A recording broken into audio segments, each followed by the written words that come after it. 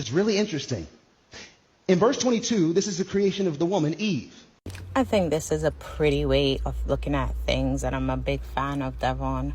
But I think it also puts, I see he's trying to empower women, but I think it puts the wrong idea out there as well. When he says the man was broken. No, he was not. He was not broken. The man was a whole man, right? He had things in order. He had his work. He had his purpose. He had his God. He had his direction. He had his relationship with the Most High God, right? And the Most High saw it fit that he had a helper. And the Most High removed a rib to create the woman, right? And this is what we're using the Bible for this, right? We have other stories where the woman is the first, but we're going to use this and go with it.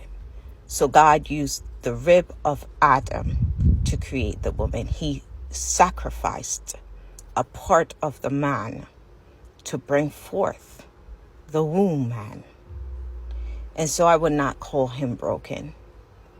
I would say that he sacrificed a part of him for his woman. And he had everything in order. But the Most High saw fit that he had a helper. Right? And so if he saw fit to take a rib of the man to bring forth womb man, then he did it for a purpose.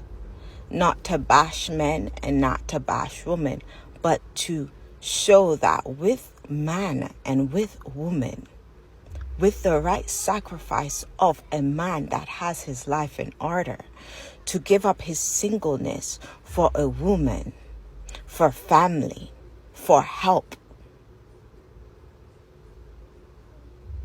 is to help to push his purpose into being. And so I've seen multi-millionaire and billionaires says they speak out of their own mouth, right? It is important who you choose to be your mate. It is important who you choose to have children with. It's important who you choose to do life with. And so, yes, empower the women who decide to stay single, who decide to still keep themselves holy while looking or while waiting. But do not paint the man as a broken man. There is something very dangerous about painting the man as broken. And then Eve goes and be with this broken man. What you're saying is, it is okay for us women to get with brokenness. Now, I believe when you get with someone and you're both on the journey of healing and becoming the best versions of yourself always, because it's a lifetime thing, it's very important that you guys are healing, that you guys are developing, that you guys are becoming. But to be with a broken man is a dangerous thing. You see, a man is very important to what the family will become, what the wife will become. It's very important for what he will give to the wife, because everything you give to a woman, she multiply. We know this by the teaching, right? And so if a man is given wrongly to a woman and is misusing his headship, then that family will be broken and will fall dramatically. But if this man is whole, stable in God, fit in God, has a strong foundation in God, have his purpose and his plan, have his life vision in order, his finances, and he choose to sacrifice his singleness for a woman, And he pours into this woman, and he gives this woman grocery. He gives this woman a house. He gives this woman love. He gives this woman his seed. Everything he gives her, he'll multiply. She will. And so to paint the man as broken is to paint the head, the kingship, incorrectly. And we don't want to do that. Men are very important in society, as also women. And so when we want to uplift one, let us not degrade the other to uplift one. Right? And I've seen more clips and I understand where he was going. But at the end of the day, a lot of people's going to take this and run with it. To say the man was broken. No, he was not. He gave up a part of him for her.